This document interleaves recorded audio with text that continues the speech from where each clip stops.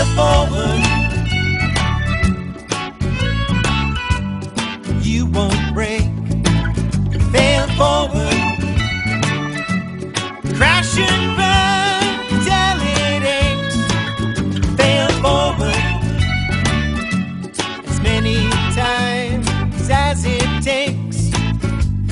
Always try to make some new mistake. I'm Father Stephen, and the reason I'm sitting here is because the world is hurting, and I've been watching the world hurt for months, and I've been wondering what I can do.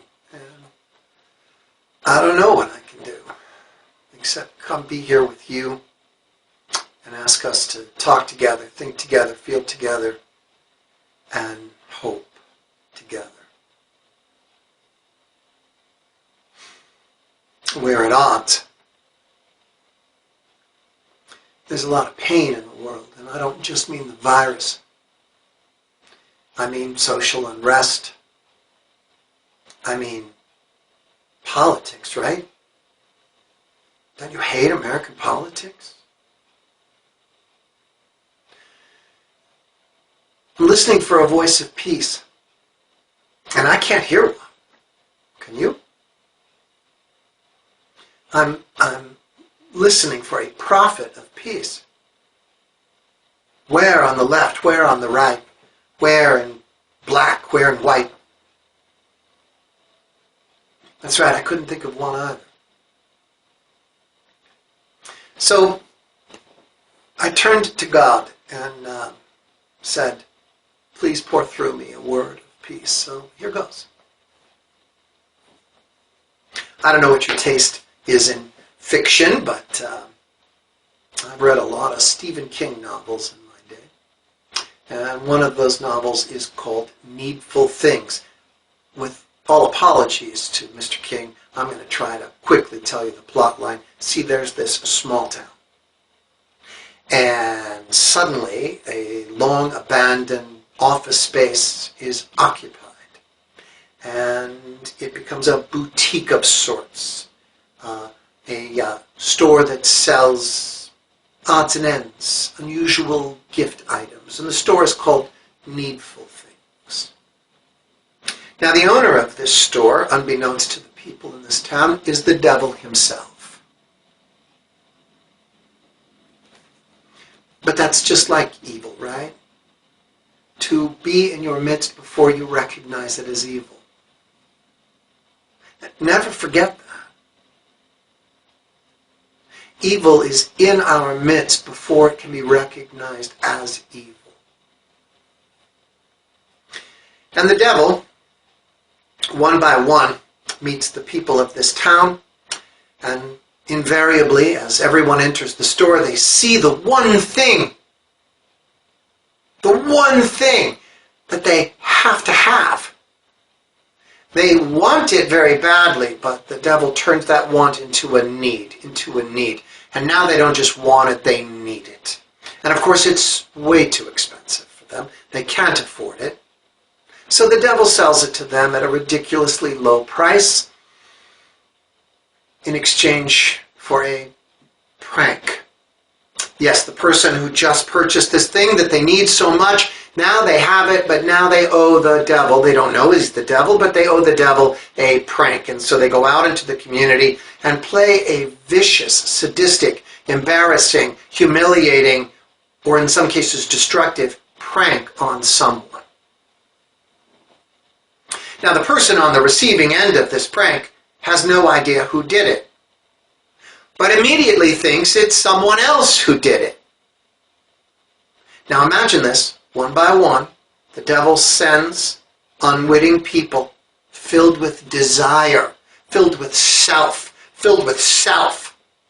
out into the community to do what they think is a harmless prank to someone, and that someone doesn't know it's this person who did it. It thinks it's this person and the thing, and so 2 people, and then 4 people, and then 8 people. Do you see it? Do you see the cross-wiring that the devil does? Because at the end of that story, the entire town is on fire. And people are shooting each other in the street. and they're choking each other in school parking lots. And explosions are going off. And everybody that's brawling in the street in the middle of the night, destroying their own town, is certain they are right, and is certain that they have a reason to be so angry. And they know that their anger is the most important thing. Now, I told you the Stephen King story because I want you to think with me about something.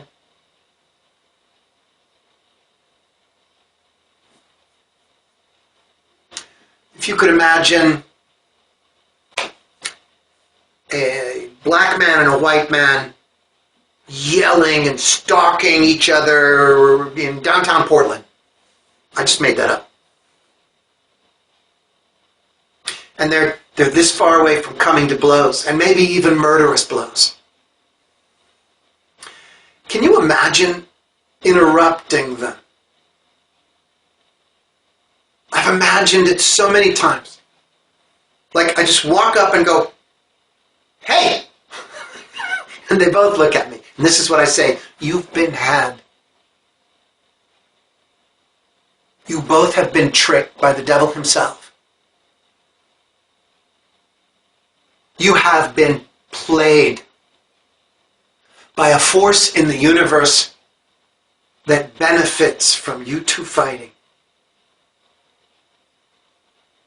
Now, I literally, physically, the hair just stood up on my arm. I'm going to say it again. The two of you have been played by a force in the universe that benefits from you two fighting. So stop fighting and stand together. The Democrats and Republicans, stop fighting, because you're both right and you're both wrong. And stand together. Men and women, you're both right and you're both wrong. So stand together.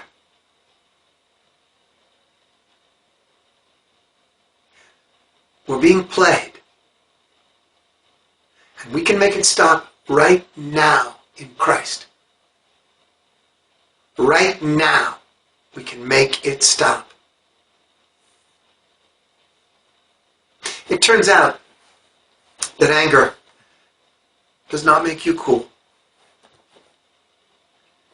Even justified anger. Even in situations where everyone would say, well, of course you should be very, very angry. So be very, very angry, but it does not make you cool. And it does not, in fact, entitle you to one thing.